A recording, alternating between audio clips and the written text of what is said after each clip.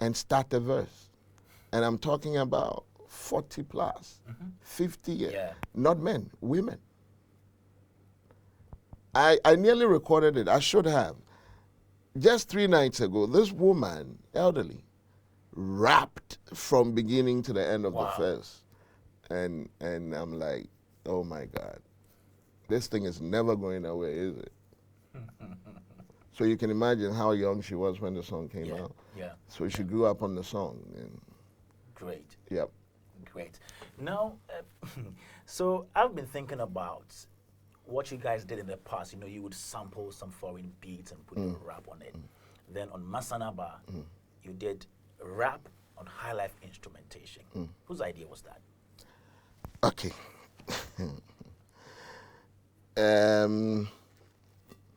Like I said from the onset, I do the creation. And Kuami is much more of a performer. Okay. So you realize that I'm in the group, they will say that, oh, Kuami is a better rapper than Quophi. I never claimed the rapper. I just loved my corner. You know, I was that guy in Naughty by Nature who says nothing, is always dancing in the back, but equally takes the money. Because he's the one that produced the beat.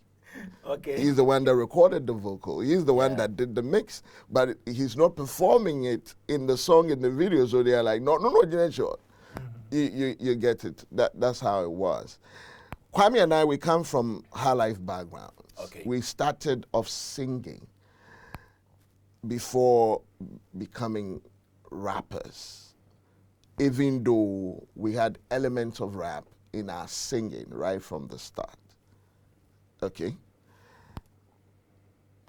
I chanced on a material which motivated the song. Okay. We used to play a lot of old records. Mesana border, I have a mental get a puzzle. I drink will swing him. Bonnie amaye menumi. Ejeku.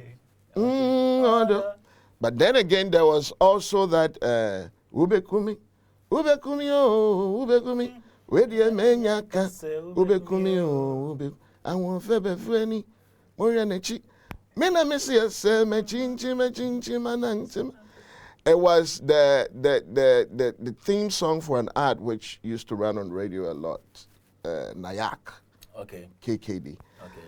So these influences, when one, if you listen to our first song, Bre Bro Bahima, that song was supposed to be a direct remix of that.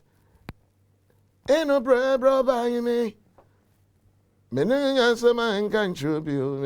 You understand? Bre Bro Bahima. It was supposed to be a rap version of that song. But then we couldn't find the original owner at that time. We researched extensively on it. If even they were available, how were we going to reach them? There was no internet, nothing. And we were scared of the copyright issues. So we had to make a version of that song. When we gave it to Zap, he eventually sampled a little bit of Thriller, Michael Jackson, and mixed it with the Adwa Okyeame. I don't know if you remember, that we featured Rutai on that song, and it worked. So the tradition goes on. If the first one worked, then let's still fetch from the big well. You understand? What Ghanaians know. Then I also looked at Hiplife, the definition of it. If it's going to be a mix of hip-hop and high life, how would it sound like? And with our high life, the singing background, we listen to Felix Owusu, Papa Yankson, we listen to big band music, classicals, and that will reflect in our production. So it was like, okay, let's try and infuse all of these things. My idea was, I was a DJ, both on radio and at a nightclub then, Golden Temple, which was at Aswasi. I was a night DJ there for Monday to Fridays, because it was like they were running like a pub. So people were pretty much present every night. And I knew the drums and the feels that the people will groove to. And at this time, I have a little setup in the house. it allows you to do basics. Okay, so play the ideas that I had and everything, and then we demonstrated the song. So it's chords, high life chords, but then the drums was a little hip hop. Hip-hop, the kicks. Yeah. Okay, and we had to Africanize it, bring it home, which Zap enhanced, obviously, to create the final work. But the basics he had, he got the direction.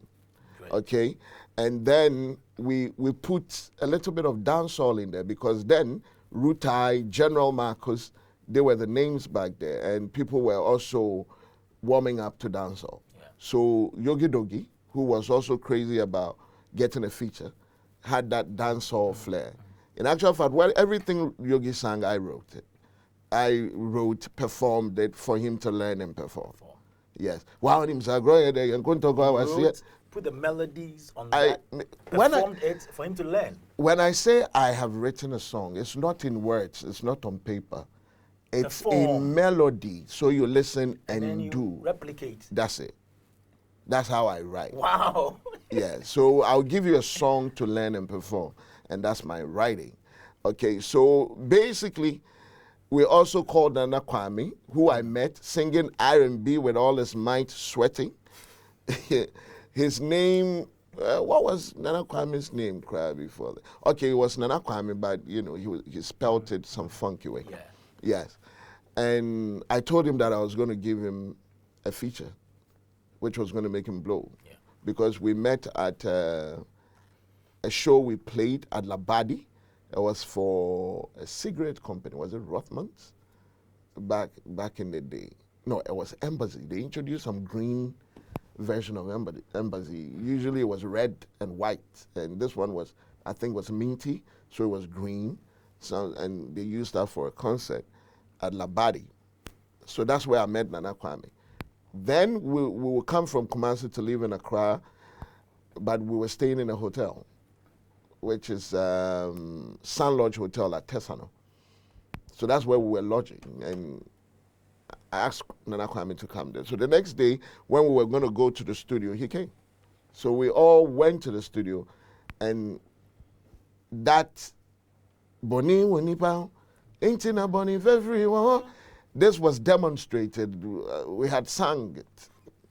So he listened, downpacked it, and then also performed it on the recording. So you realize that this particular song has elements of dancehall, it has elements of hip hop, it has the high life element, which was connecting the local folk, which was commercializing what Reggie Rockstone has started, which is Hiplife. Commercializing it, putting it in the record stores, giving the people what they wanted to hear, but topping up with something which was completely foreign and new to them, if not semi-foreign to them, because they knew about rap, they just didn't know about a genre or a movement which was going to be called Hiplife. You understand? So I believe that all of these things that we put in the song, and Mary Japon giving that soothing background vocals, also made it work, and it became that changing factor for the whole hip life industry. Immediately we were able to create that, and they saw the commercial success of it. Everybody followed suit. Everybody. I'm not leaving out. People trying to merge typical highlight. Then the fusions started. Yeah. So anybody could take anything from anywhere and add the local elements. And trust me, before we came, Reggie started it off. Even before Reggie, there was Nananum, but they didn't call it Hiplife. They were doing their thing. Omai Himpozo, Sydney, and Joti. Okay. Nananum. And they were pretty much doing heavy techno, up-tempo, tech. Yes. And then Reggie came with his James Brown interpolation songs, Ago, Ame, Cho, Boy, and Ye. And the next one I heard was Exdo in Chicago. Davi Marikuku Maplokoko de Kala Vivila, which is, was it Grover Washington? Just the two of us. Sample. Yeah. They played it back, dito. It was a replay of the instrumentation. and they also made a big song out of it. It was huge, and we would join and redefine this whole thing, put in the local elements, Kanketsi Zap Mallet's creativity from the little idea that we took into the studio to cook it up, and it changed. Now the whole industry was following what we had started. Let's stay some more on Hiplife. Yeah. So, was or is, should I say was or is? Okay. Is Hiplife hip hop beats plus local language or high life instrumentation in any language? You see, if you try to define Hiplife, we could finish this interview and still have tapes that we need to fill. You understand? Hiplife is the next name for pop music. So the rules of engagement will, if you ask me, this is my definition of it, will be fusions. Taking any music from anywhere and mixing it with our local rhythms, agbaja. You know these rhythms. Yeah. Panlogo, Yeah. Jama, all of these things. So if you look at the Hiplife scope, you realize that Hammer was playing, it was Hiplife. Nana King was playing, it was Hiplife. Zap Mallet was playing, it was Hiplife. JQ was playing, it was Hiplife. Morris Babyface was playing, it was Hiplife. Entry, Nasi was playing, it was Hiplife. That is the beauty of it. It allows you to be creative in your submissions. You cannot sit in the studio and play drums this particular way or the chords this particular way and say that I'm creating Hiplife because this is exactly the rule of engagement. No. It allows you to be creative, and it allows you to put it under a particular umbrella, which naturally should be pop music, but we localized pop music, and Reggie gave it a good name, which is Hiplife. Now, you could take hip hop, like Reggie did, and rap over it. You could take high life and rap over it. I've heard of Quophi Okyeame, who is a Hiplife artist, do a complete reggae song. Yeah. Morris played it. Yeah. But it was Hiplife. And that is the beauty of what we created. Is that not confusing? Is that not an indication that we were not really certain on what we were doing? No. The fusion part is the beauty of it. And that is what people also try to downplay because they want to define it. The definition will be fusion. Hiplife is fusion music. Okay. When it comes to jazz, you know the rules of engagement. When it comes to reggae, you need your guitars, drums, your brass, and everything that makes reggae reggae. When it comes to hip hop, heavy drums, heavy bass lines, maybe one instrument melody, something, and then you have a hip hop beat. When it comes to R&B, you need to have that vocal range. You need to the soothing chordal progressions and all of that. So the rules of engagement, but when it comes to Hiplife, it's like mixing R&B, jazz, hip hop, reggae into one and calling it a new genre, and that's Hiplife. Is that not what people of today say is called Afrobeats? Okay. Because so they claim that Afrobeats is more or less a mixture of sound. Of African music. African sound. So Afrobeats is a fusion. That's how come Ghanaians can lay a claim to it. The Congolese can lay a claim to it. The French, everybody hears their music in there. So would you be worried if anybody describes Hiplife as Afrobeats? Afrobeat spins off Hiplife. What we started has been taken. You see, music is alive, but the word Hiplife is dead. It's dead? I don't know Hip why. life is dead. Is it alive? Hasn't the genre evolved into other forms? So music is alive. Other forms. Afrobeat. But don't we have the medicals and other people doing hip life music now? That's medical call himself a hip life artist. Give me 5 artists 20 years plus that say their music is hip life. Tick. TikTok is over Oh, 40 sorry. years. You know, don't mind the body.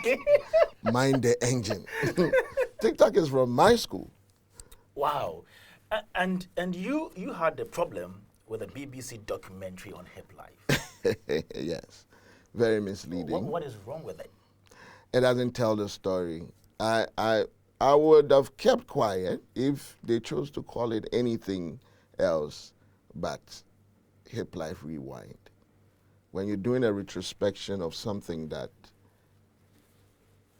happened, I can gladly put it in the past now, and that is the best you did, then you have a problem. You don't know what you're doing. That documentary doesn't have a head. It doesn't have a tail. It's only a documentary that lays claim on who started a particular movement, and that's it. So a rewind is not a befitting title for that documentary. You could call it anything else. I'll be fine. I wouldn't talk. But if you are rewinding hip life to tell a story, and the major players that contributed to that movement is not mentioned, then you made the biggest mistake of your life. You cannot pick 5 big hip life songs in this country and not talk about M.anifest. It's a fact. You can't. You cannot finish a 10-minute hip life conversation without mentioning Zap Marley, or Hammer, or JQ, or Morris Babyface. People have argued that you cannot tell the story in 30 minutes and therefore we should leave it alone. I beg to differ. I'm a filmmaker. You can. How many seconds does it take to say Lord Kenya? So Reggie brought it about. Before Reggie, Panji did his bit. Abraham with the visual supported it for it to grow. In between time, for it to be established, it became a full movement. That is when we saw the likes of and called the list. You can run away with that easy. So you think the research was weak, or I don't know? I've heard people with different school of thought say that, well, they produced the documentary from a perspective. And I watched the documentary and I don't see that perspective. So it's a total failure. I don't see the direction for what they did. I don't know why they did it, for what purpose they did it. And it's a little appalling, very. It features people like Kuami Eugene and KiDi. Yes. They were in there. Yes. Do you think their inclusion was relevant to You the are story? rewinding hip life. What is the essence? Including M.anifest. Maybe they were talking about how they were influenced by hip life. Okay, Their so style of music was okay, influenced by hip life. okay. You can do that as a top up, as the icing on the cake, when you have spoken the facts. And if it's a retrospection, rewind, you should have said what happened and how they felt about it. But M.anifest is a hip life artist, isn't he? Since when? He doesn't do hip life. Since when, la? He raps over African rhythms. Yes. But when we are telling the hip life story, he is a beneficiary. He is an after. We are talking the movement, the inception, the nooks, the cranks of it. If you have not said that, you cannot talk about how it has influenced anybody. Reggie Roxlon started it. I put a stamp on it for him. He's the grandpapa. He's the creator. If the words dropped out of his mouth and he actually was the face that brought it out. He deserves that credit. There's no two ways about that. But Reggie alone couldn't have done it if Nananom didn't jump behind him and call their brand of music Hiplife. We didn't jump and called our brand of music Hiplife. And Lord Kenya, when we brought him to Accra to Makwekwekumanti to join the Hiplife movement, if he had refused, what would have become of the word? Nothing. Would you consider putting together a documentary for Hiplife as a filmmaker? Well, this came up about 3 days ago. I was backstage with Kuami at the Akwaboah concert, the Shades of Love, and I was saying that from the way things are going, I think I need to pick up my camera, cut my losses, and begin to tell the story the best way, because I was there. I saw it happening. I saw everything unfolding. It's not just I'm not just a standby person. I was in it. I got my hands dirty. And Kwame said he had started it. He said he had started